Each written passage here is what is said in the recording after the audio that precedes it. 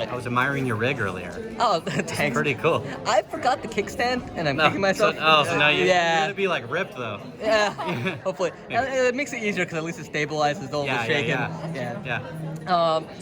Recording.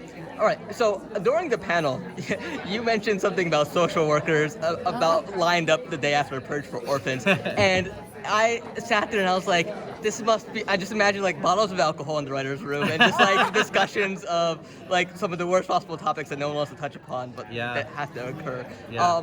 What is that like? Like, what are conversations like that? I guess viewers probably ask all the time, but we don't get to see happen. Could you talk about some of that stuff? Yeah, I mean, we do talk about dark topics, Yeah. but often it's a pretty light environment, because we're all friends. But I will say, I do think sometimes these dark conversations triggered things in people's own life, and people really shared a lot of like deep emotional things with each other this year that I was not expecting. And I was like, maybe that is kind of a byproduct of talking about this intense stuff. Yeah, it forces you to face some things. Obviously, not everything we can put in the show. Yeah. Just because you have to walk the line between like saying something meaningful and also like not making people turn the TV off, right? While in reality, every horrible thing would happen on the night of the Purge. But yeah, no, that was something that I saw too. That was really interesting in the writers' room. Was people it brought up a lot of things from people, and you also got to learn a lot about your other writers and what they believe and where their lines of ethics are and stuff like that too. Because if the Purge forces that issue of what would you do, and we get to play with that a lot in the season. It's not just people out for money for greed or whatever. Like, there's a lot of things that can happen in life that might change where your moral or ethical code is depending on context. I mean, I feel like I was like one of the only people in the writers' room that was like, maybe I would purge, but I'm like, if you hurt my kid, or if like you hurt kids, like right? I don't know. Like, having a kid changed it for me. Yeah. Having a kid changed. Yeah, I know. I just feel like because we see Marcus in this episode, he seems like he's living a great life, has a great house, a beautiful wife, and he does not know who he pissed off. Yeah. And he's being stuck. And like, I was talking to Derek earlier, and he mentioned like sometimes it could just be something on social media. You don't know. It's like this. Yeah. It's like this likeness skill that we all live off of. Like, you might bump into somebody that might just be enough to like set them off. And in the world of the Purge, they might not tell you. They might just be like, "I'll purge you." Yeah, like you're on the list. Yeah. We talked about that a lot. Like, whose list am I on was a big tagline for us. Like in this season. Yeah. James, something you mentioned earlier was like if it was just a gore fest nonstop from beginning to end, people will likely turn it off. But this season, you kind of bookend it with a Purge in the beginning and a Purge at the end, and you evaluate what happens the night after. Yeah. Can you talk about the journey of deciding to go down this path a bit? Yeah, it was. Well, I think it was James DeMonico's idea. He always wanted to do something in between purges, and we were kind of tasked with what does that look like. So the first thing you do is you sit down and you brainstorm all of the ideas, and that's essentially just like conversations between your friends after seeing one of the movies, or like if you look at Reddit threads and stuff like that. It's just people going, "Ooh, what if? Does this happen? Does this happen?" And then you throw all that on the table, and you're like, "Okay, how do we make stories out of this?" Because it's one thing to just talk about it; it's another thing to like make an exciting story. So then that's step two. So you don't all just sit and then you try and fit it into the stories of the interesting characters that you created in the first episode. But a lot of it is just dealing with psychological ramifications was a big thing that unlocked it for us. Was like, it's so easy to just go say, "Oh, I'll kill somebody to solve a problem," but like humans aren't built that way. Mm-hmm. You know, we have guilt and shame, and for a reason. You know what I mean? And so we got to explore that a lot, which I thought was pretty cool. And at the end of the Purge movie, like when the siren goes off, it's like such a relief. But we're like, oh, for our show, it has to be the opposite. Like whatever was going on is now like still terrible. Like just because it's not Purge night, you're still dealing with it. Yeah. We did initially talk about starting right after Purge ended, but ultimately we decided we wanted to see a little bit of this previous Purge to see what everybody went through. Yeah, I think originally like the first idea was like Act 1 of the first episode would end Purge, and we'd get right into it. But yeah, that evolved along the way. I was thinking about that because like one thing we talked about is like, oh god, the Purge is a year away. You have all of this time. I never get my Halloween costume ready in time, right? You know what I mean? And so it's like, right? It would totally would. Yeah. So you're telling 4 stories this season? Yeah, 4 main storylines. How did you decide upon what you wanted to tell? I know with Esme, we get with the NFAA, we get a bit of the world building, the rules around the Purge. But why Marcus? Why Ben? And I'm forgetting the names of the bank robbers. Ryan and his crew. Ryan and his crew. Doug. Why those stories this season? I mean, we wanted want people to be able to like relate and buy into our characters early on. So like, there's always something about each of them. Like, Ben doesn't want to be out tonight and gets caught in the most horrific situation, and you're like, yeah, I probably wouldn't want to be out tonight, and I have dumb friends that take me to do dumb things.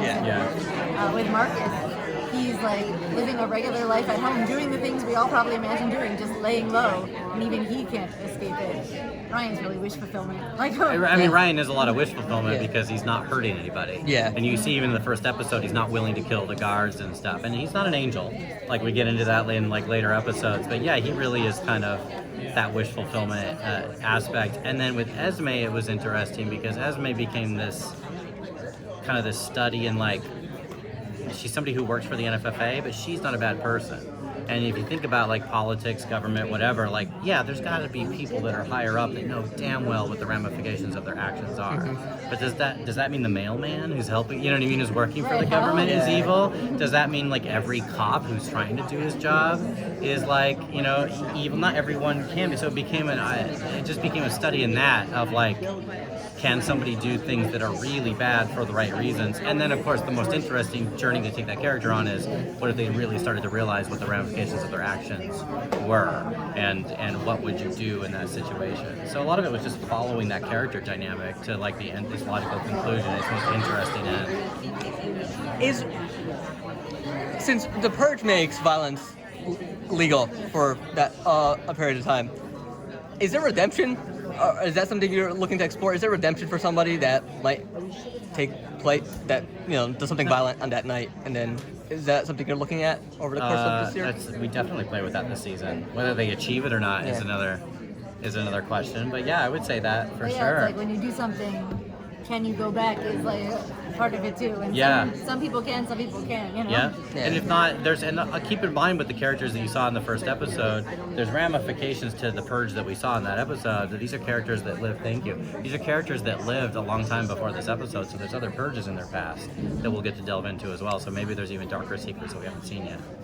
When it comes to world building, especially with the rules of the government, the Purges in general, how much room do you have to play around with coming up with, I guess, just like the Bible for the season? A fair amount, just because not a lot of rules have been like set in stone. Yeah. You know, the things in the movies are like the beginning of the Bible, but we realize there's a lot of stuff not, and so we get to like call to Monica and be like, does this make sense to you? Yeah. Is this how you think the NFFA would operate? And I do feel like we got to define a lot of how that part was a lot of fun. Yeah. That was weirdly the easiest part of the job because it was like exciting and fun. Totally. Then you had to actually write the stories. But yeah, no, it was that was really cool. Was there anything you guys learned from the first season, heading into the second, that maybe it didn't work out as you imagined in the first, or you're like, okay, we can improve on this? I wasn't. We changed the look a lot. We changed the look a lot. We tried to make the Purge night scenes and even some of the scenes within the normal area just darker, because this is naturally a little bit scarier and stuff. So visually, we kind of changed the look a little bit. And close up. Yeah, exactly. A little. A lot more like Purge Anarchy, which is I think kind of the benchmark for the look of the movie franchise. So we did that, and then one thing that we decided to play with early on, season 1 did this cool thing where it was all of the flashbacks were off Purge, and I think early on we're like, we'll just do the opposite, and then we have 3 episodes that follow that model where you really dig into the backstories of the characters. But then after that, it felt like we were trying to push it, and we just said, well, screw it, let's just not do that as much this season. And so we weren't as beholden to a template, if that makes sense, and it opened up a lot of doors. We devoted like 1 episode per character to a flashback, but then the others just are told in regular time. Yeah. So, do these characters interact with each other throughout the season? Is it all interconnected, or is it arguing for separate stories in this case? They are interconnected, but they're not in the same way as season 1 where it's kind of a time. reveal. This is much more of in kind of like fun, cool ways. Like, oh, these stories are going to cross now. And we tried to make them as organic and kind of fun as possible in ways that make sense. Where you're like, oh, cool, yeah, I can see that happening, you know? Yeah. All right. Final question. What's your Purge plan? My Purge plan. Yes. Or list. No. What? Maybe better. Do you have a Purge plan, or do you have a Purge list? Oh. Definitely a good plan. I'm gonna try to. I've been telling James that all the Purges we see seem to be in cities, so I'm going rural. I'm like gonna go to the woods and try to hunker down there, maybe like a doomsday prepper or something. Have my little bunker and just hide out. one thing I learned about myself in dealing with Purge is like I would not go out to just purge people.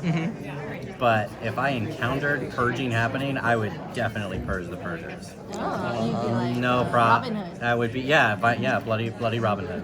Yeah. All right, thank you guys. Thank you.